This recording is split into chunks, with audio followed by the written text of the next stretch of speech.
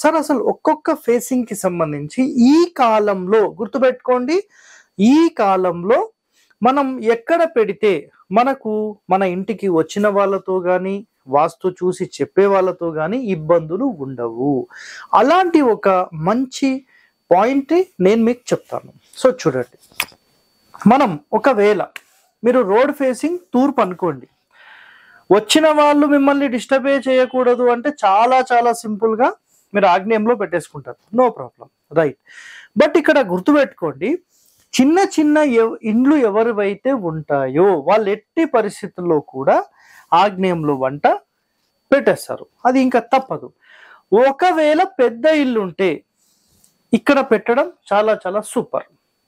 ఇక్కడ చూడండి, ఒక చిన్న ప్లాన్ లాగా గీస్తాను.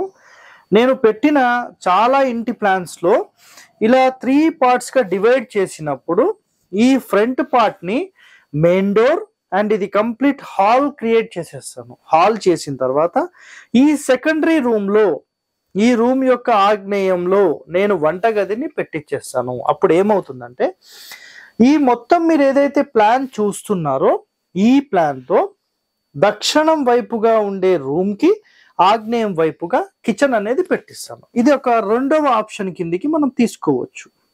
సో ఇలాంటి మరిన్ని రహస్యాలు మీరు తెలుసుకోవాలంటే మా ఛానల్ సబ్స్క్రైబ్ చేయండి.